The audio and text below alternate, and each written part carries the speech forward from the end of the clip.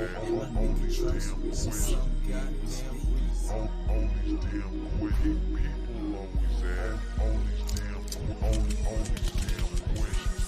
always asking me all these damn questions, and they so confused. I don't know what to tell them. Why he do this? Why he do that? How you do this? How you do that? Hell yeah, I'm trying to do what I want, and I get good grades. That's why I wear these hats with A's. These people recognize that's why they stay up in my face. Cause people always ask me all these damn questions. People always ask all these damn questions. Hey, all right, man. Welcome back to Objectively Aggressive presents the podcast series, the Lighthouse series. Hey, man, it's been a while. Sure. Yeah, ready to get this thing back cracking for a lot of different reasons. It's good to see you. How you been? I'm up, man.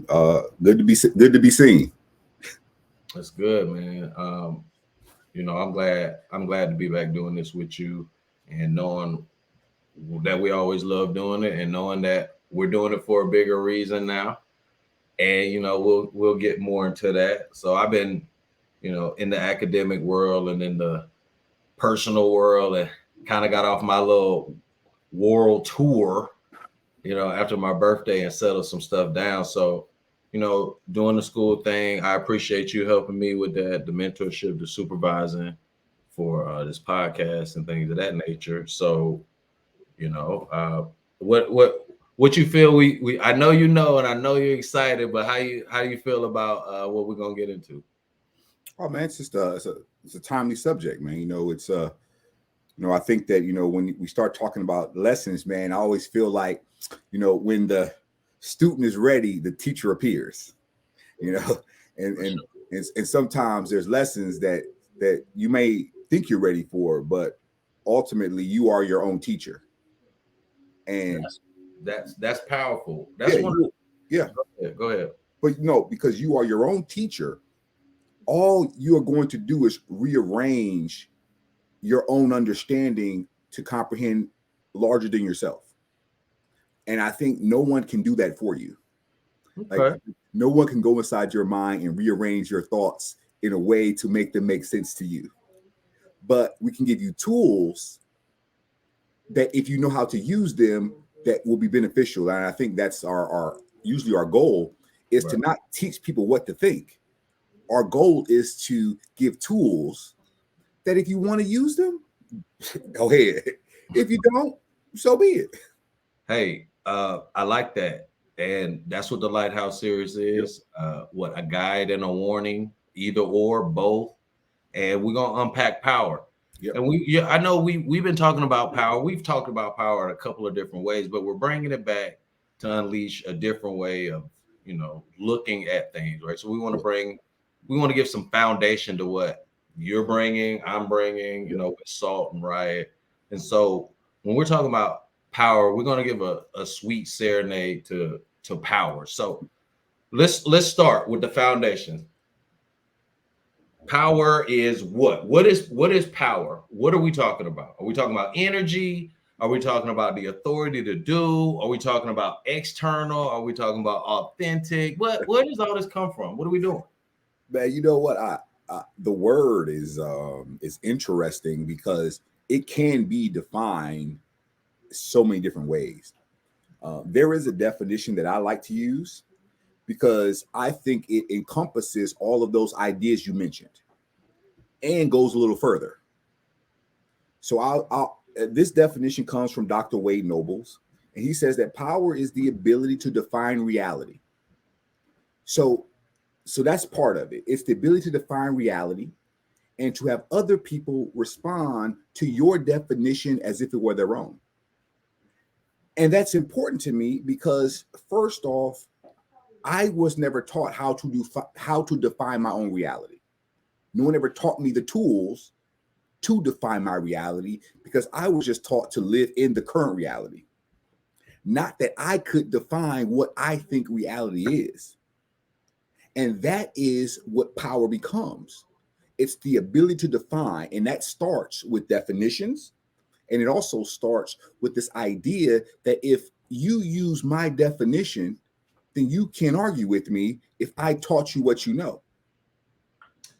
Well, let's get into this. So let's get into cause and effect, right? So we're talking about power, and it sounds like you would have the power to manipulate someone's reality, right? So you take what would be a delusion, right, for someone, and you make it an actual illusion to someone. If you get them to play into it, it's like, hey, this is how it goes. And we found that sometimes, there's a difference between truth and fact. And what ends up happening, repetition ends up being what people remember more than truth or fact. So all you got to do is tell somebody something a couple of times for them to remember it. And if they have no belief of it, it becomes true for them. So their power is just built from an ignorance on up, if I may. Yeah, and I want to take that word manipulation and unpack it a little bit. Okay. Because there's two ways you can use manipulation, in the sense that to manipulate something means to use it skillfully, to be clever, to be, and I think that we use the word sometimes with a negative connotation as if manipulation is bad. And I think that when it comes to this definition of power, the idea is that I can only have power if you give it. You have to give it, or more importantly, you have to want my definition. See, if you don't want my definition or the definitions we are sharing, then you don't have to accept the definition. You can define power how you want to define it. But I would just argue that the expansiveness of the word will only be limited to your own comprehension of it. Yeah, so that's good, right? Because that's what this is about, objectively aggressive, but OA, meaning objectively everything for me. Yeah. Right? That OA, or anything, we'll say objectively anything, because manipulation, you can make a tool, you can make a weapon, right? But when we talk about power, I would like to think about it from two different ways. Yeah. It's like your inherited power, right? And then there's this cause and effect type of event. So some sort of, we'll say, penetrating event that could cause power. Yes. Right. So which one comes first, right? Is it inherited power? Is it the penetrating event? Right? Like, how does one gain power? Like, we're talking about power. We're talking about being able to have spiritual powers. Yeah. Well, so I'm not going to differentiate the word for the purpose of agenda. What I would say is this. What I'd say is that the expansiveness of the power that we're talking about can only be harnessed, because think about this. If I have an electrical outlet and I plug the wrong voltage into that outlet, it could cause a fire.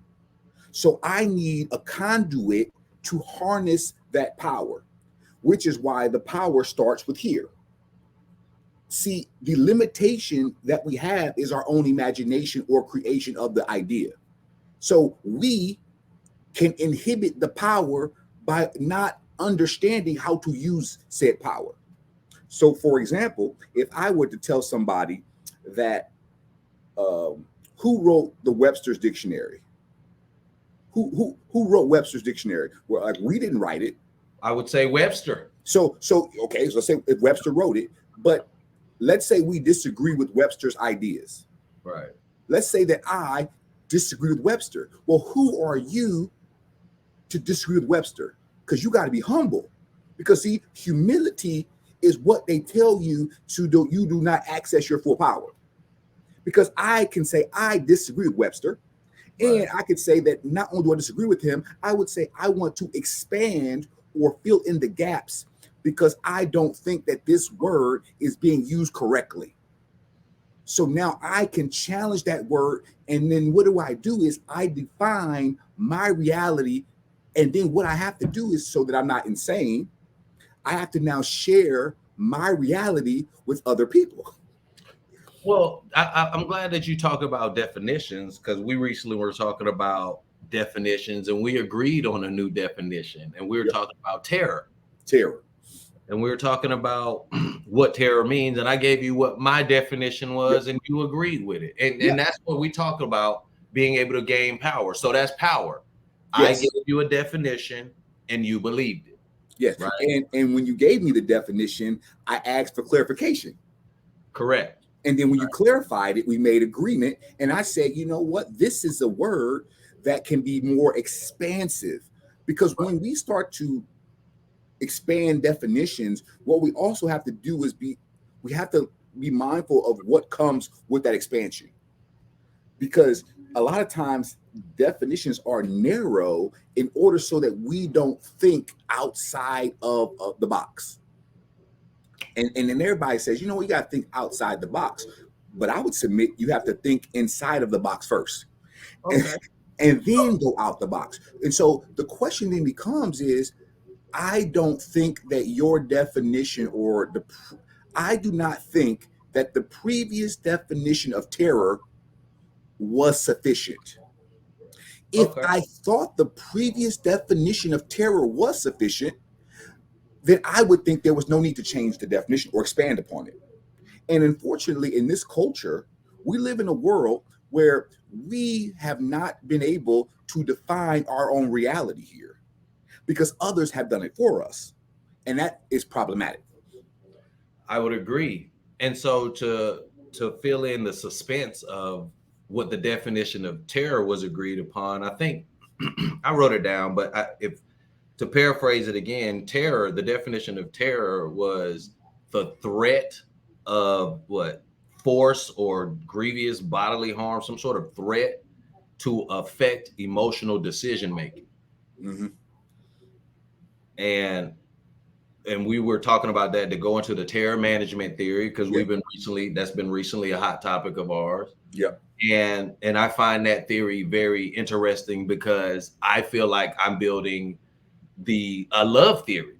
And so I find that it comes down to two things. So when it comes down to power, I feel like it comes down to a love and fear thing, because you can create leverage and submission, right? And there has to be rationale for submission through logic.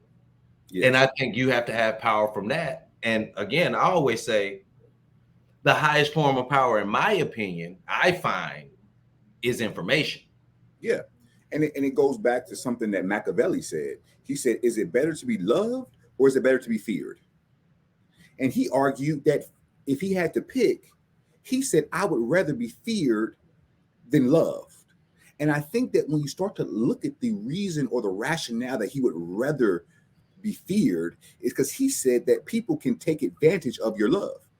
People can use your love in a manipulative way where you did not intend it. And you can now not understand that it's the fear or the terror that has been the most effective tool for power as we've seen it. Not saying that it is the best tool, it has been the most effective tool. Because if I can make you afraid, to your point, I can stop your rationale, your emotional, and I can now create an environment where you become tunnel vision, myopic, and now you do not look at all the options or the parameters. It sounds like mental model myopia to me. Yeah. Right. For a lot of different reasons. And so when, I recently put a poll up talking about quote unquote spanking, and I put the quotes around spanking because we all know some of us didn't just get spanked. Right. Yeah. But some of us were terrorized. Right. Some people actually were terrorized. Yes. And I appreciate everyone who went up there and was bold enough to put their truth and what they feel like happened to them. Right. Because I think it's important in understanding development. Yes. Right. There are some people, I think, now in starting to get into, ethics and ethnic groups. Right.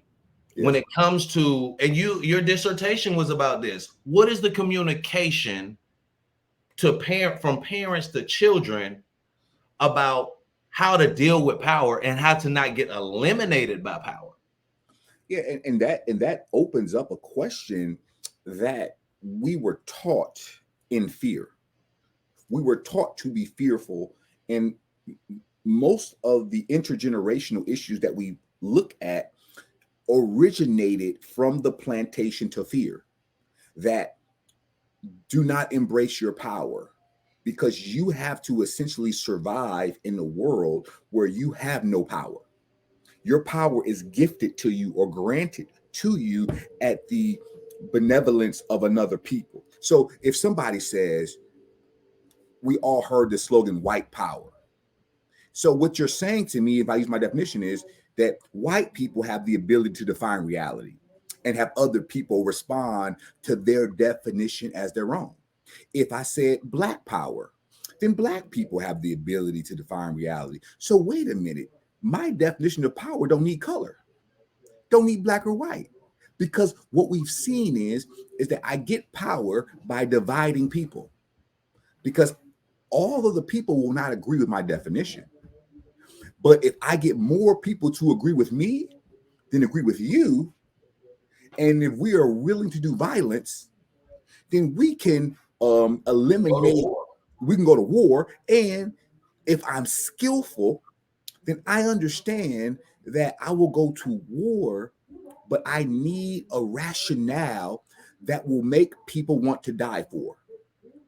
And this is what the idea to me of power is that when we say God is all what? Powerful. And the reason that that's important to conceptualize is because we have this understanding that no one person can have all this power. No one man can have all that power. And so since no one can have all that power, we have to understand we have to have an entity, some would call it a deity, that we use their power on our behalf. So it's a conduit, because you can't handle 2,000 volts of electricity. You'll kill you. Correct. But if my conduit can give me 100 volts at a time, I can sustain. And what I've seen happening is they get the most power. This is why I see happening when it comes to religious organizations, and that these individuals are together for power. It's for power. Now, don't get me wrong. I'm not saying that power is coercive. I'm saying that it's power, that a gang gets together for the same reason that the church gets together. So that's funny you say that, because I recently just had a conversation with a friend of mine who was in a legal situation, old friend, right? I got friends in low places. So, he was talking about how the church was looking out for him. I was like, you need to be in that church, doing something, because right now for your situation, they're going to be the ones to vouch for you the most and the best, and with their community, connection, that could help him boost him in the community based on where he is, right? But confident opinion, no cap here, right? There's two types of power that I find, and it could be more, and we can base it on information, but based on my information is external power and authentic power based on what we talk about with God and so what I find, right? Because the external power comes from the things that we can touch, right? Like it's the five senses, and it feeds the personality. And when you talk about God, regardless of what that is, there would be a conversation about the soul. And so I like to be able to differentiate between the soul experience, which is not just about the personality.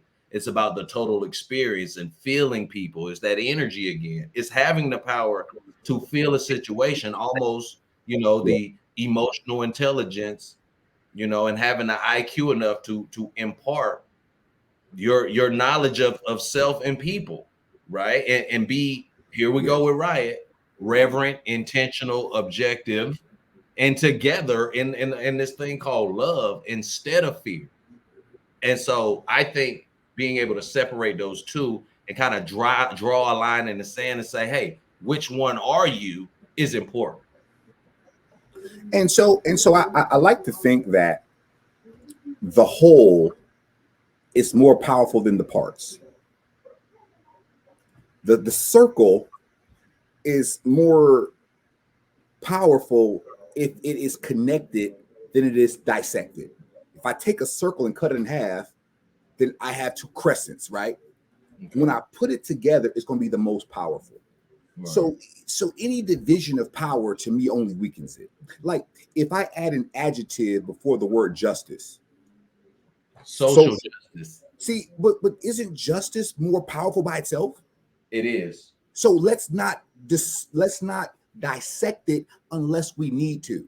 And the only time I would dissect it is if I'm trying to make agreement with somebody who wants to dissect it. I would agree with you on that. Yeah. Could I take this further and say that if I were to take your same concept, I would say that external power comes from authentic power, because authentic power is the whole set of power, like you're saying. Yeah. And now that we can condense, it's like if I have a concentrated source, the only way you can have some is if I dilute it. If it's concentrated, I have a concentrated source, I will dilute it. I don't want to dilute the idea of power because I believe that those who have power don't dilute it. They don't. And they use it however it needs to be. So ethics serve power.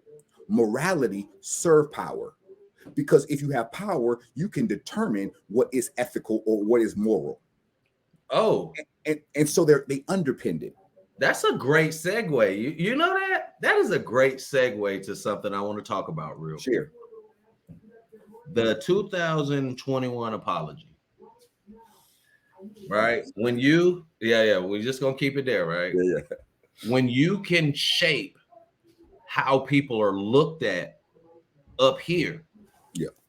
That's one of the most powerful things to be able to do. Yes. And so that's why I think that apology is so important, to understanding that no one truly knows the ultimate power to which a certain group has, because it's been dulled for pretty much the whole medical experience of understanding psychiatry and psychology. Yeah. And it's important when you talk about power. It's like when I tell people all the time, it's like, do you know why God has to be invisible? Yeah, we talked about that. Because if he was visible, he could be attacked. You cannot attack an idea unless you have a more powerful idea. Mm-hmm. And so when it comes to ideas, how do we get ideas? Is that we get ideas when we see the utility of it. Meaning like, hey, you gave me a tool to do something with it. I don't find that tool effective anymore. So for example, let's say you gave me some religion. And in that religion, you said I was a slave and you are my master. That's going to be problematic for me getting power over you. It's going to be problematic because now if you tell me that I only am going to get power by serving you, meaning if I'm obedient to you, I have power. See that, or that I'm going to get some power later on, just in afterlife or something like that. That is just convenient for you to keep power now. And so what I don't like is I don't like this idea that when people try to tell me one definition of power that they don't agree with for themselves. Like, don't tell me one definition that you use that you want me to follow, but then you follow a whole nother definition. Don't like that. So let's be consistent. And so when it comes to the idea of the apology from the APA, the American Psychological Association, what I didn't realize initially is that there is nothing more powerful than an idea whose time has come. See, when it's the time when an idea is ready, nothing can stop it. Nothing can hinder it. It is the unmovable force, unstoppable object. It's all of those things. And so there is ideas that have not been challenged in this history, in this country's history. There are ideas that are now being challenged because we now have the resources, not money, because great ideas cost nothing. We have the resources to challenge them, and we can do it in a way that will expose things that we were never supposed to know. Like, I wasn't supposed to know how you use theory against me. I wasn't supposed to know that. Okay. Wasn't supposed to. But now we do know how theory is used to create frameworks, to say, you know what? My thinking is inadequate for this problem. Let me see how somebody else looks at this issue. Let me adopt their framework, their lens. Let me put their glasses on and say, you know what? I'm going to use Dr. Wade's noble definition of power because my definition has been limited. So I need his framework of power. And now let's say, now it's not the end all be all, because to your point, the difference can be is that if somebody comes along with a better definition of power, I'm not married to that definition. That's that, and you have the ability to evolve and adjust anytime you want. I think it's important to understand power from the perception individually, because I think it builds and molds everything you see, right? The mental model. So when you're a baby, you see that your parents have a certain type of power and you think they're superheroes, right? Up until a certain point. But what's happening at this time is that based on the normal rearing of a child, you get frameworks from both your parents. Yes. And then so depending on their framework, that's going to be implemented in you. And then from then on, unless you decide to challenge that framework later, implement it or reject it. Right. But I mean, yeah, right. But if you reject it at a certain age, there's going to be consequences for that. Right. So that's fair. We're going to assume acceptance until the teenage years when rebellion generally rears its head. Yes. With that, you accept your parents' framework until you see something more powerful. Yeah. Or you're willing more effective. More effective, and I would say more powerful in the fact that it grabs your attention enough to question the other framework. Yes. Yes. Okay, so framework is really the power, because from what I would find, right, you have to have certain information, because even if you try to give a situation of caveman, somebody found something, come over here. That's a complete involvement or isolation of information. But since it was better to have 2 people to 3 people to take out animals to eat, it made sense to let people know about that information, unless you had a tool to take out that animal by yourself and then keep it by yourself. But then you would have to kill it, clean it, and then so it just made sense to have a team. Yes. Right. So these things about what we see in the world is like the benefit ends up coming because it's more beneficial to involve people, because it's hard to do it by yourself. Because the thought would be, if people had the power to do it by themselves, would they? Now, but that raises a question about collective power. Is this concept that if my reality that I have created for myself is not realistic, or if it's not pragmatic, or if it's too idealistic, then people will not be able to respond to my definition as if it were their own. So what I find most effective to power is to, before I tell you what I think, I want to know what you think. Oh, well, that's power in itself. Well, no, but because before I tell you what I think, I want to know what you think. Now, the reason I want to know what you think is because I am more willing to be flexible with other thoughts that are not my own than most people. And same here. That elasticity or flexibility will say, you know what? Tell me tell me what you think love is. And then I'd say, you know what, that's a great definition. Or I would say that, can that be applied to other areas beside what you're talking about? And so we want an expansive idea, but then we want to conceptualize it. And how can I make this practical? And so when you say framework, I would say that the idea is that I can only look through one lens at a time correctly. Right. Correctly. Now, the quicker I can change to accept ideas that I don't necessarily support, the more effective I can have a dialogue with somebody to understand where they're coming from, meaning how you see the world, the phenomenology, how you look at things, how you reason, how you create meaning. And then what I find is that we're not as different as people like to think, because we're very similar when it comes to the things that we're all deciding or we want to do.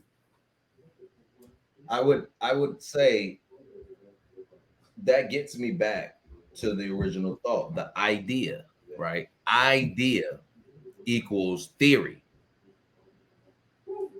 Yeah. Right. So if we're talking frameworks, what's the difference between theoretical and conceptual? You know, and that's a good question, because a lot of times when we talk about theoretical, what we're seeing is an overarching, meaning I can take the theoretical and then add concepts to it. So I can take theoretical framework. I'll use example. Critical race theory is a framework. It's a framework to view things, right? Now, what some people have done is they've taken that framework and they have conceptualized compartments of it, meaning that they'll say whiteness is property, meaning that because I am white in America, I have a value because I am white here. Right. And so I've conceptualized, and now I've created theory or that it's like a parent and a child. Theoretical is the parent. It's mama. And then the child comes from the problems that you didn't see when you were theorizing. So I love James Baldwin. It's one of my favorites of all time, right? But James Baldwin ain't alive today. Right. He ain't here. So what I can do is I can conceptualize his arguments to today's problems. If he's not here, but I can use what he said in his theoretical framework to conceptualize the reality that we're seeing today. And most people can't do that because they don't understand that in order for me to conceptualize what he is saying, I have to have an intimate familiarity with what his arguments were. I have to have an argument and I have to know it. So when people say like, well, you've heard this saying, what would Malcolm X say if he was alive today? And I'm like, first off, I'm not interested in the perspective of dead people because Malcolm ain't dead, because his ideas are still here. Right. They're still here. And if the idea is still here, the body that holds the idea can go. Because people are still using arguments from John C. Calhoun, the slave owner who died in the 1840s. They still use his arguments today. And he's been dead for over 160 some years. And so if you can use his arguments, I can use them from 60 years ago. And that is how you conceptualize things. But one of the challenges is that I cannot conceptualize somebody's framework if I have my own biases that will not allow me to see beyond what I expect or assume to happen because of it. Okay. So that sounds like you're giving a shout out to objectivity. I like yes. it. I like it. So yeah. And I'll give you one quick example. Like in the 60s, there was a civil rights movement, right? Okay. Now, my question that I ask people is, why were we fighting for civil rights if we were citizens? Because if I'm a citizen, I have the right to vote. I can sit at a lunch table. What were we fighting for? So I'm going to conceptualize that we weren't fighting for civil rights. It wasn't the civil rights movement. That's not what it was. A rebellion. It was a rebellion. And since I see it as a rebellion, I'm conceptualizing. Now, I wasn't there in the 60s, but I know that citizens can do things. I don't have to go march to get for voting. I don't have to have dogs sicked on me and churches bombed and blowing up. Terrorism was happening to us. And citizens don't get terrorized in their own country. Mm-hmm. So I couldn't have been a citizen. Now, on paper, you said I was a citizen. But once again, I'm going to now define my own reality. And I'm going to reject the notion that you told me I was a citizen. I reject that. If anything, I was a second-class citizen, wasn't first. So now, since I reject that, now I will share that with other people and say, you know what? Why were we? And now when I present that information to somebody, they have a choice to make. They can say, you know what? We were really citizens. We just had some struggles. Well, that's how you want to conceptualize it. That's fine.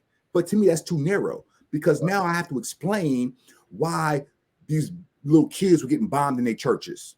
Now I have to explain to people why a million people had to go march on Washington for jobs and opportunities if we were citizens. Which is important to the total concept of power, in my opinion, as I try to place it all together, because I like how we talked parent and child with theoretical and conceptual. Yes. Right. Because I like in this beginning, it goes back to the law of hereditary and the law of cause and effect. For me, it's like, where do you get it from? You get it from your parents, and things happen. This is how you change the way you do things and the way you think about things. But I think it's important that we know the difference of that, because the idea of self comes from your parents, who are, quote unquote, your on earth gods. Yep. Right. If they didn't tell you no different, you wouldn't know no different. Okay. And that's they are your creator. Okay. So let's get into that. So let's get into that. Cocky explanation. Hey, you take that charge, bro. I like where you going. Go ahead. Okay. And you just, check me off. Yeah. Right. So when it comes to the experience of self, you get your concepts, your theoretical concepts from your parents, but your parents got it from their parents, and it's based on the environment that you're in. And so my cocky explanation would be, we're talking about mental model myopia. Mental model myopia would come through the fact that if you've never challenged a thought and you just took it as is, and the powers that be always wanted to make sure that they kept the power. Yes. And you played a game of telephone. Yes. Right. But you have two different theoretical concepts going on for ethnic groups and racial groups, and how to survive and even make it to the next day. Right. So the explanation that's cocky right now would be that if you've never challenged your own theoretical framework, yes, you find yourself at a disadvantage, because you will be limiting yourself to the thoughts of your parents, who could have had mental model myopia and probably did, based on a situation of fear and power, leverage and submission. Yeah. Go. And no one can live in theory. We don't live in theory, because if we only lived in theory, then we would not have a way to deal with the world, because our theories sometimes don't. Our theories explain what is happening, but they should not be used in order to. That's why conceptualization is so important, because if we only are theorizing, then we are just going to be assessing without applying. That's dope. I'm glad you said that. Yeah, and so when we talk about applying, now we're saying praxis, meaning how do I take the theory and then bring it into reality, which, going back to definitions. Now, the idea of deity, a deification, is, me, my definition of God is gaining one's understanding. Meaning that to me, God can only be as broad or as narrow as I conceptualize, not theorize, as I conceptualize God to be.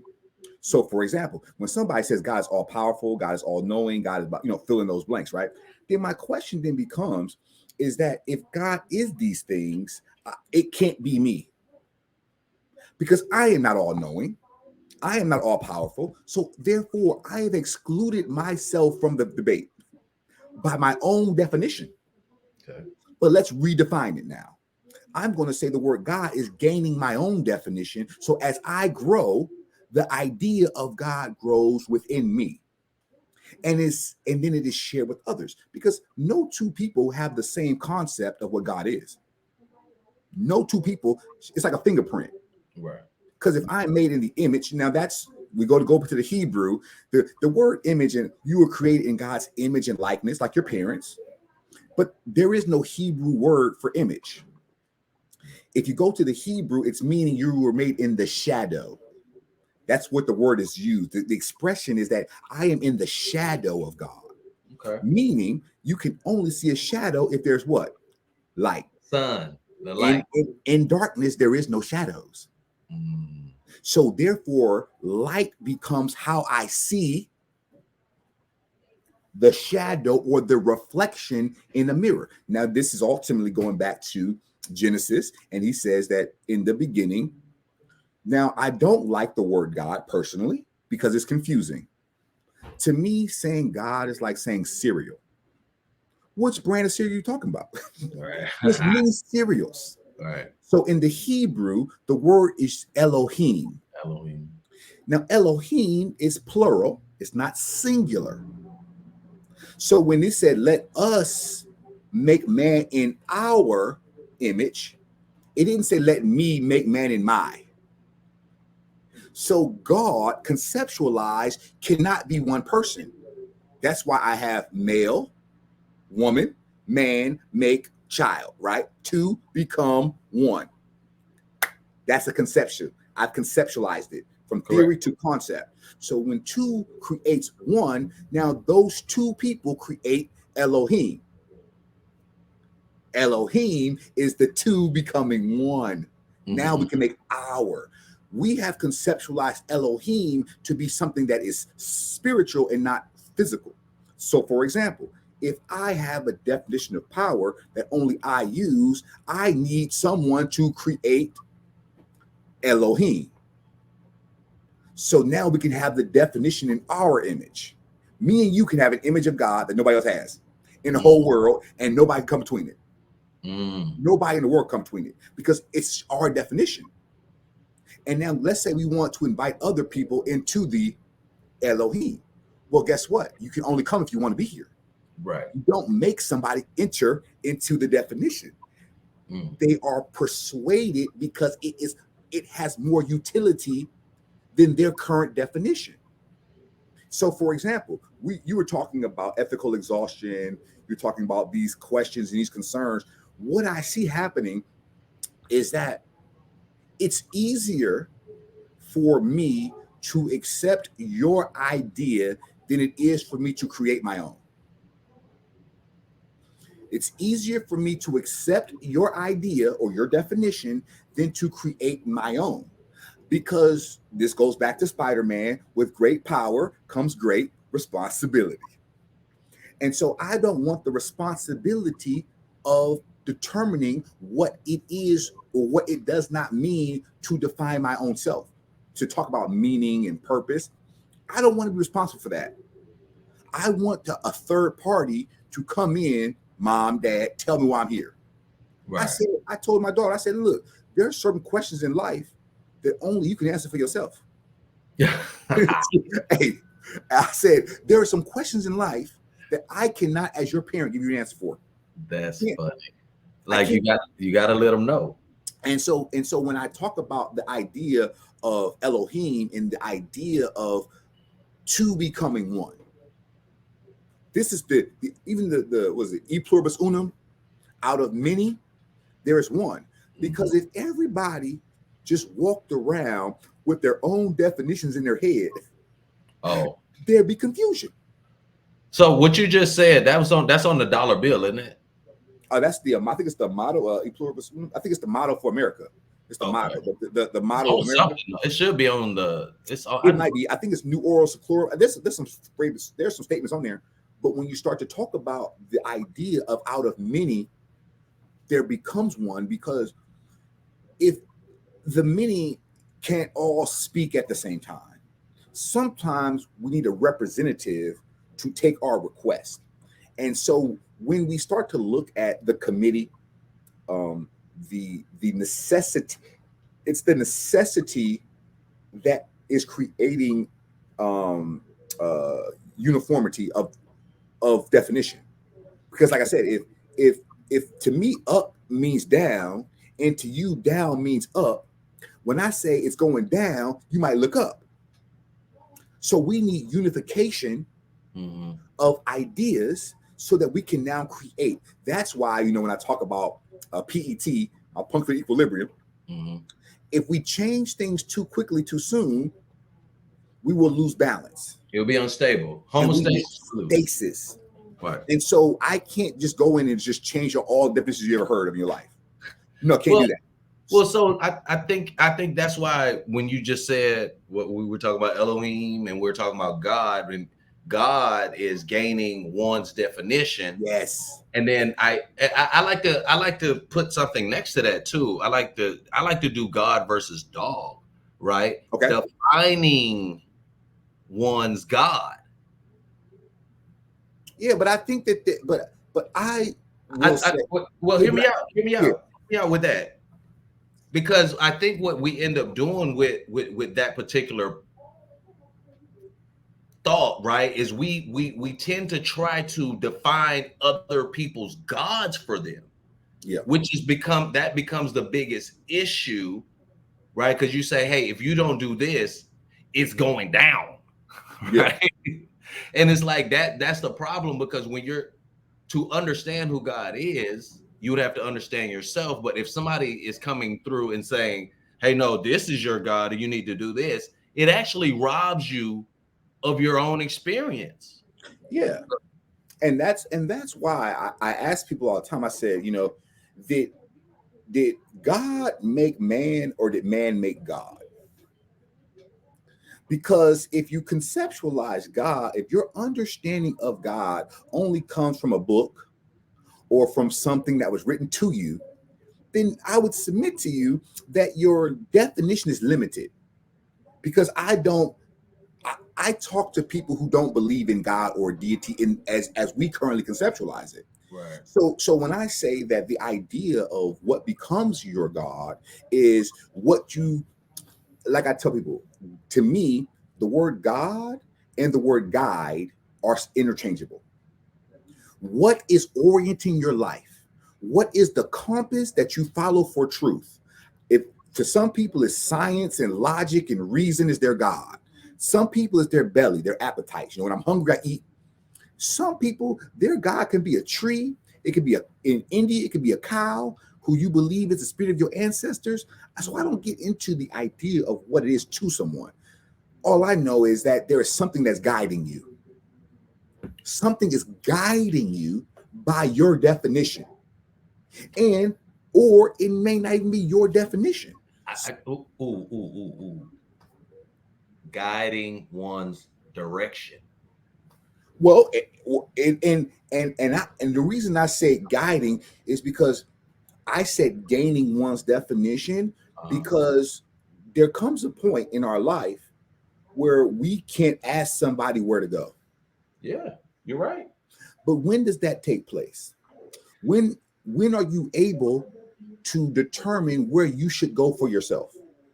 Well, funny you say that, because I've conceptualized the thought of how you could break that down with salt. And so as we talk about some of the things that I've recognized, that regardless of what we're saying, I found a way. I think that the best way to find God is within yourself, and you can point it to Jesus. You can point it every which way, but you got to go within yourself and find him outside of the book. Yeah. You can believe it. Yeah. And ain't nothing wrong with that.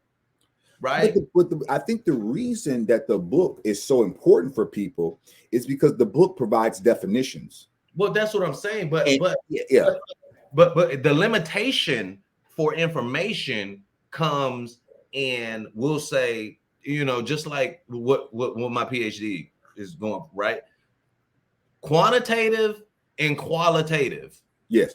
Right. And so when you're limiting yourself to just scripture, I think you're pigeonholing yourself to a situation, because you will take scripture and you can take an experience and you'll tie it to scripture, but scripture could be pigeonholed based on who and all those different things. Well, that's what I'm saying. So and when you find God for yourself, you're able to talk about how the energy of God moves, and which is what people like to correspond with the Holy Spirit type. Yeah.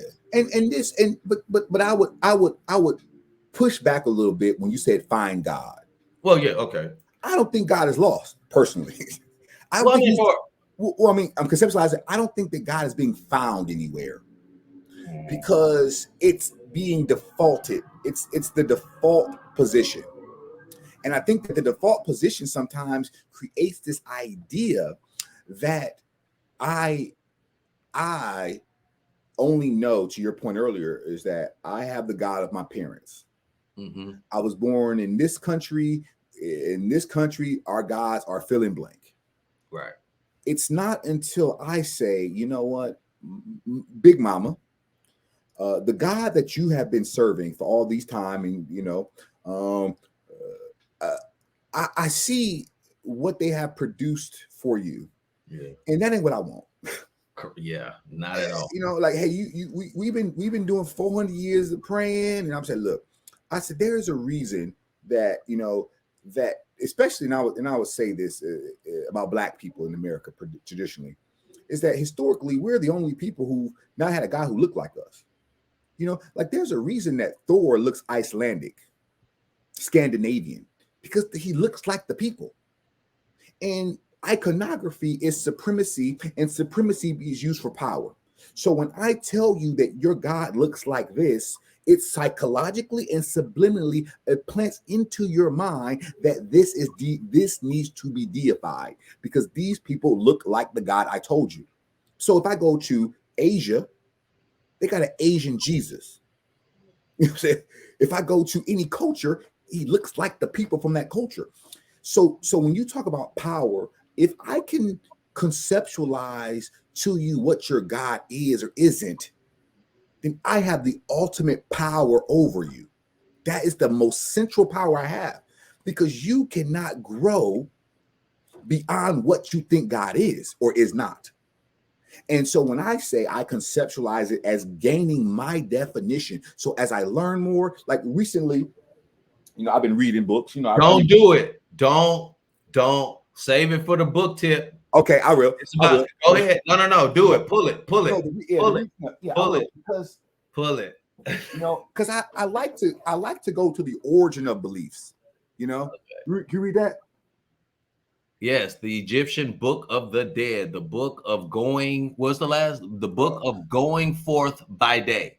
Okay. Now the reason that this book is important is because the Egyptians had the first cultural understanding of life after death in teaching, predating the Bible, predating any other written text, which is why the Egyptians had hieroglyphics, right? It's hard to manipulate something if it's carved into a stone. Anybody could write something down with paper, but you see the hieroglyphs, they carved it in the stone. So if something was missing from the stone, you could say somebody's trying to hide from me. Somebody hid it. So it's written in the stone. And they found out, like through over times, that a lot of beliefs originated from Egyptian culture.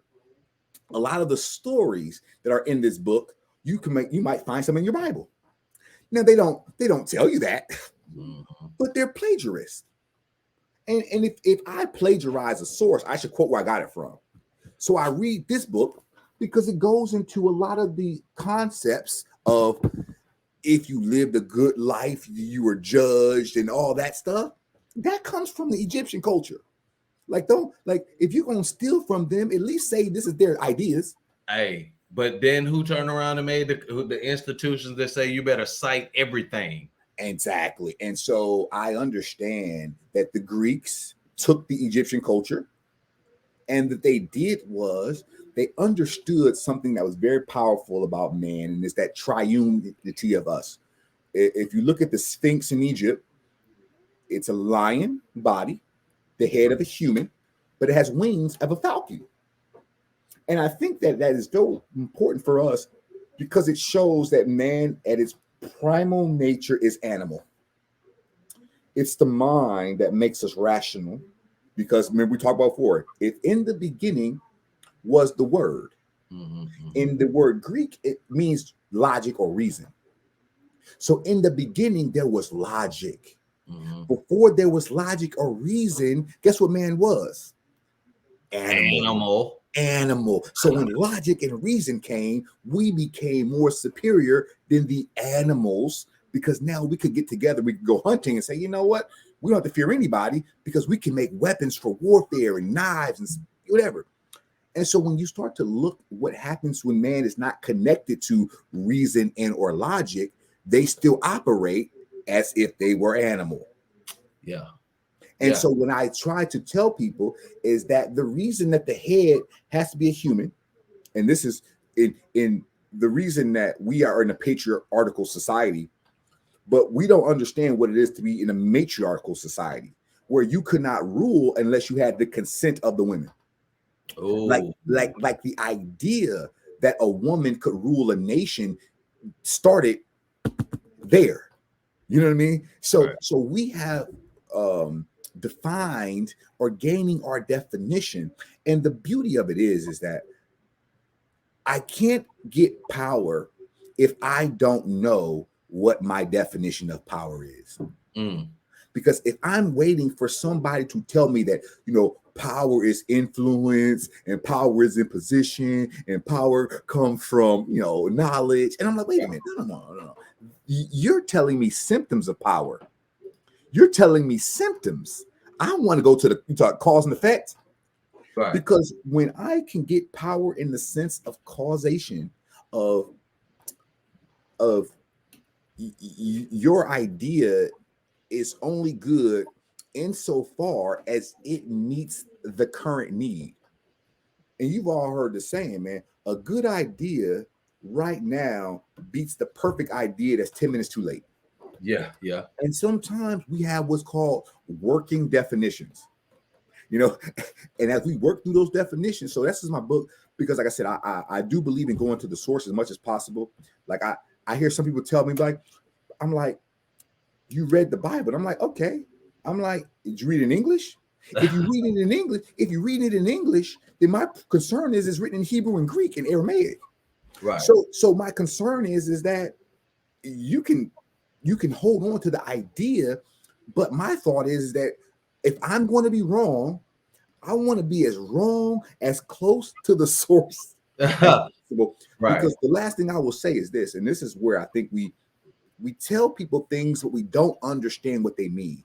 We've all been to church and they say you got to discern everything, right?